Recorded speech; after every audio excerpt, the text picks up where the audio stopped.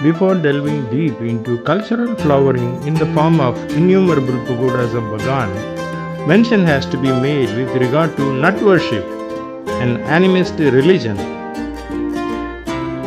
Before King Anahwrahta came to power in the 11th century, nut worship was the main belief system of Burma, but there was no pantheon to speak of. At first, Anahwrahta tried to ban nut worship, ordering the destruction of all shrines and statues relating to it, but his subjects simply replaced their family statues with coconuts and carried on regardless. At this point, Anahwrahta shrewdly decided that if you can't beat them, join them and set about molding nut worship into a shape that would fit his own religious notions. This meant formalizing all existing nuts into a pantheon of 37 and placing one whom he renamed Dhammayangyi at its head. The king of nuts incorporated elements of both the Hindu deity Indra and the Buddhist deva Shakra, and thus slotted rather nicely into the wider Buddhist traditions that soon absorbed nut worship in Burma. Today, you will find nuts routinely worshipped alongside Buddhism in Burmese homes. If you know where to look, signs of nut worship are everywhere. A red turbaned coconut in a local home, a white and red cloth tied to a rear view mirror, or a small shrine under a tree. These are all evidence of nut traditions. It is believed that spirits called nuts govern all aspects of life. Nuts are everywhere. Nuts are associated with places, people, trees, rocks, and areas of life.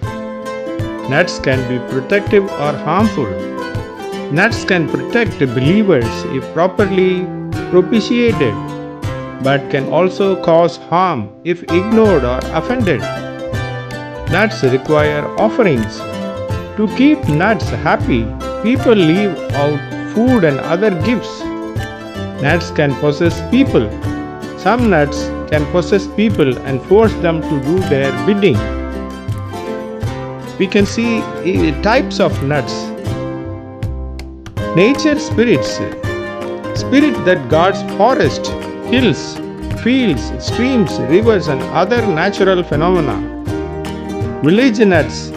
Spirits that protect communities from wild animals, bandits and illness. Hereditary nuts. Spirits that require annual tribute. 37 nuts. Spirit of humans who died violent deaths. Nut worship practices. Nuts are usually venerated in shrines called Nutkum or Nutsin.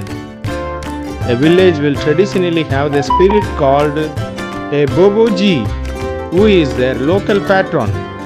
Most households hang a coconut from the southeast pillar of the house in honor of Min Mahagir, the house nut.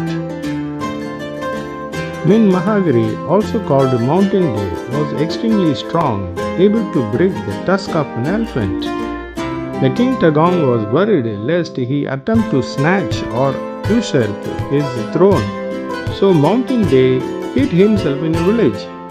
As a stratagem, the king married Mountain Day's sister and persuaded her to bring her brother out of hiding so that he can be given high office. But when Mountain Day came out of hiding, he was tied to a tree and burnt alive, and his sister also died with Mountain Day. The two became evil nuts resident in that tree. Construction of the Shwezigon Pagoda began in 1060 and was completed in 1102 during the reign of his son King Kyansittha. At the outer limits of the pagoda there are 37 nuts deified, along with an intricately carved wooden sculpture of Dhammayangyi, the Burmese version of Indian god Indra. Thus, King Anahwrahta had nicely blended Buddhism and nut worship together, which is evident in Shwezigon Pagoda built by him. Having known some facts about nut worship in Myanmar, now let us visit the glorious pagoda of Bagan, that is Shwezigon Pagoda.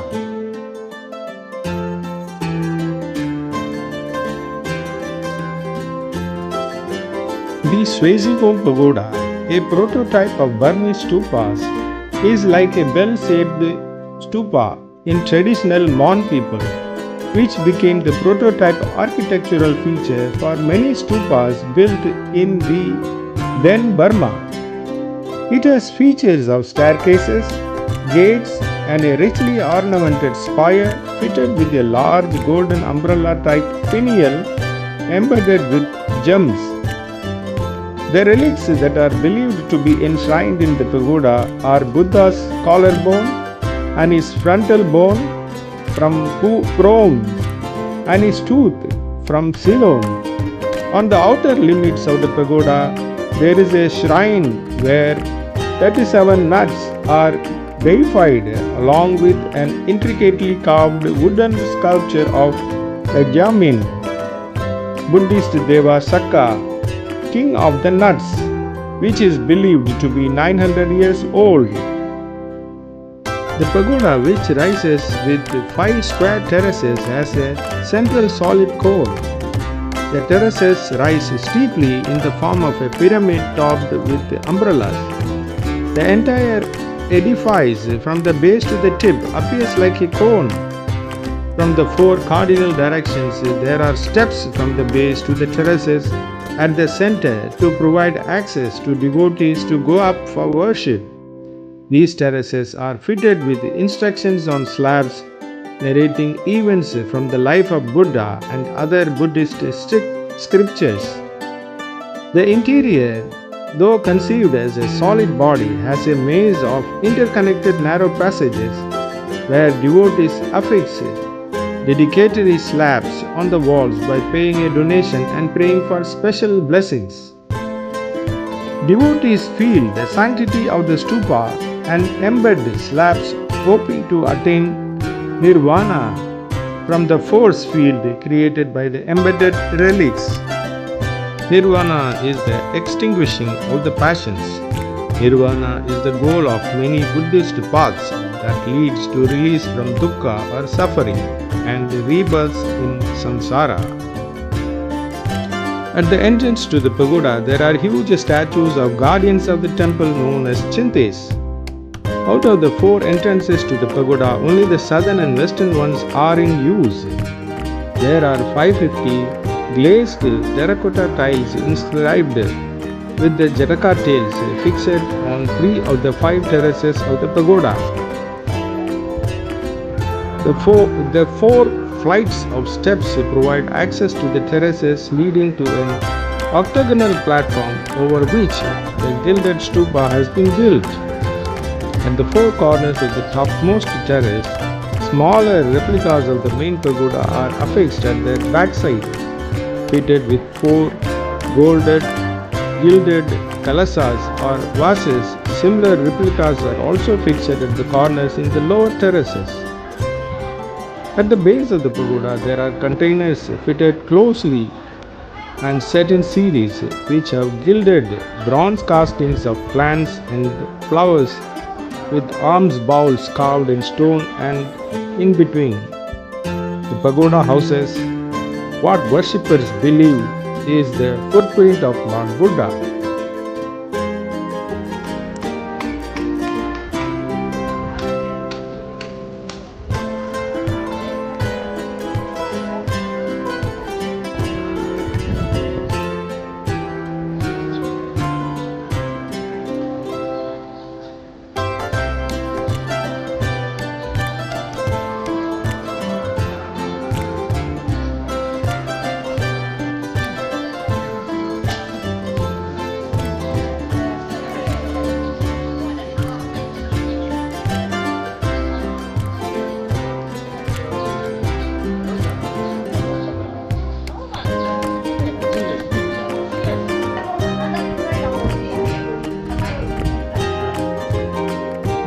Dhammayangyi temple. Dhammayangyi Pagoda is the most massive structure among the temples of Bagan, which has a similar architectural plan to another temple. It was built by King Anahwrahta between 1167 and 1170 and located about a kilometer to the southeast of the city walls. Legend has it the temple was constructed by King Anahwrahta to show his redemption for having killed his father, brother and wife to usher the throne. However, he also was assassinated before the completion of the building. Because of the spine-chilling history of the temple, the locals call it the ghost temple.